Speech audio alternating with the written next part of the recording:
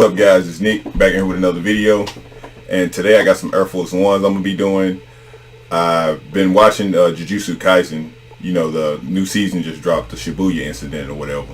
So I've been pretty much inspired to make a new pair about Gojo and Sukuna since I really enjoyed the Sukuna and Mahoraga fight. So I'm looking forward to making some shoes with both of them. I know Gojo got sealed, but you know, hey, it's still my boy, so I got to make something for him too. So I'm thinking about doing one shoe Gojo, one shoe Sukuna. But I'm going to do it a little different. You know, I'm thinking about using some metallic colors with it just so I can make it shine. I will be taking these shoes to DreamCon to be on like a display, so I might be able to display to go with it. So, you know, I just want to see what I can make. I know it'll be a good eye catcher for that convention. So I'm looking forward to making these. So let's see what type of references we can find. Alright guys, I'm in Pinterest now. So just so I can see what type of references I can find that I like. So I'm going to start with Sukuna, just to see which ones will work best.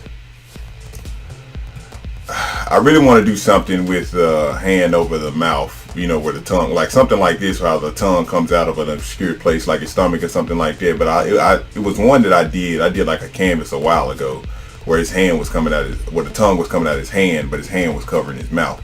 So I want to do something like that in regards to making a shoe.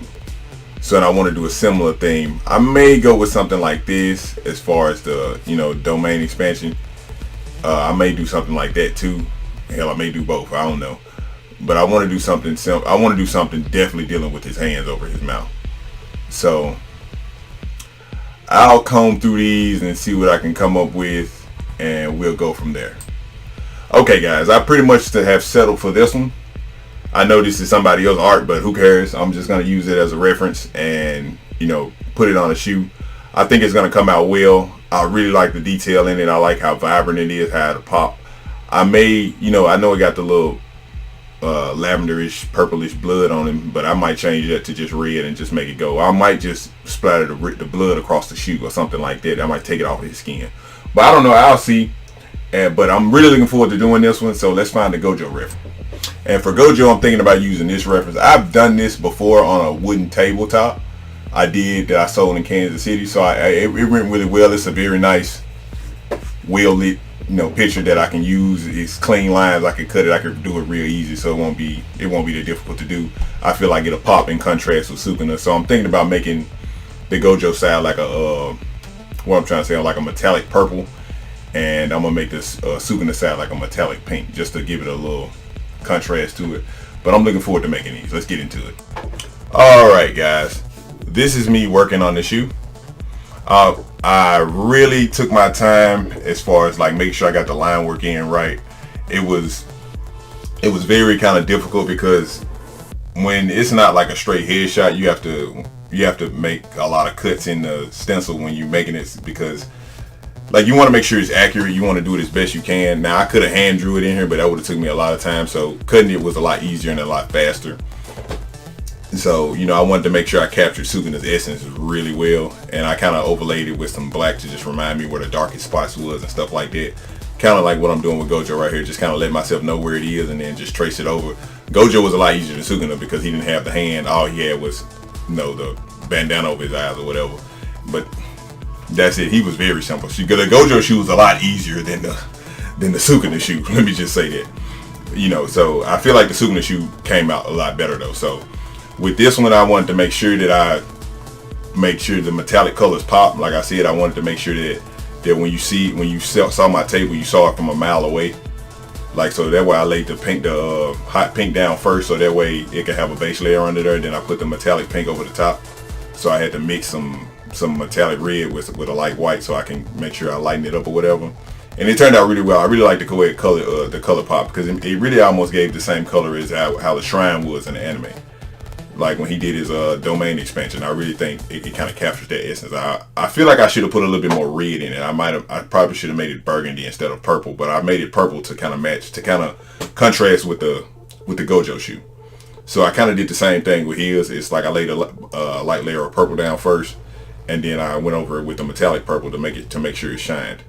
So you can see it right there as I'm putting the metallic purple down there. So like when you see it, when the light reflects on it, you can see the shine in it. Like, and I think the metallic paint really helps in terms of marketing because it pops. So, and here I put the pink in there so it can, you know, like I said, it can match with the Sukuna shoe, and it won't be, you can look at them and tell that they're a mate. But as far as my thoughts on the show as a whole, I really love this season. I wasn't really feeling the first season like that at all. Like, it was cool, like, until they had the exam, the whatever it's called. I forget what the exams are called. But until they had that, I really didn't even care about the show like that, because the first couple, the first arc with the dude who had the jellyfish and all that, it was terrible to me. I was like, why are y'all overhyping this show? Oh, I must have knocked my camera over a little bit.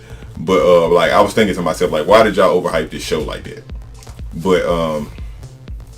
But it was cool though. But like, this second season has been like, it exceeded my expectations and everything.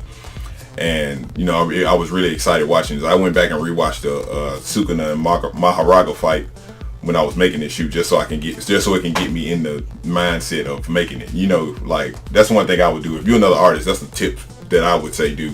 Is if you making something, you need to watch it so that way you can be in the headspace of doing it. Because a lot of times, like, when people ask me to do stuff that I'm not particularly familiar with, or it's something that I don't care about, I'll still try to watch it so I can see why this person likes this character. So, like, I did a fairy tale shoot not too long ago, which the video for that one will be coming out pretty soon. I made a fairy tale shoot. I've never seen fairy tale, and really still haven't, you know. But I have watched some. I watched enough of it while I was making the shoot to get the gist of why they liked the character. But the character that he had wasn't even the main character.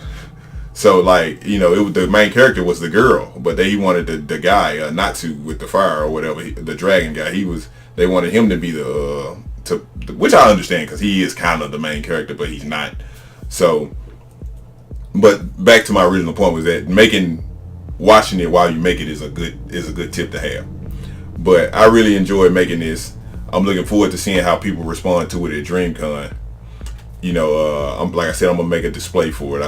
Like the way they came out really sold me on making the display, because at first I didn't want to do it. I was like, I think the shoes by themselves would be good enough. But like the way it came out, I was like, yeah, it exceeded my expectations. So I was like, yeah, I'm definitely gonna make a display for this. Like, you know, I wanna, honestly, like, if one of the content creators there would like this shoe, I would more than welcome, you know, be more than happy to donate it to him or whatever. Just, you know, for a shout out or something, give me some more views, give me some more followers or whatever, you know, because I feel like I'm gonna meet a lot of people there. So, you know, we'll see. You know, I'm looking forward to going. Like, this is probably the most excited going to a convention I've been. You know, so. But let me know what you guys think about this piece. I really hope you guys enjoy this shoe.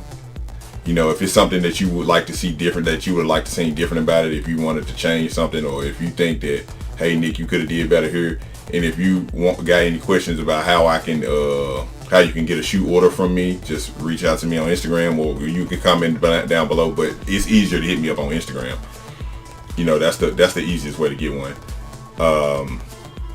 But yeah, just let me know what you guys think. I really enjoyed making these.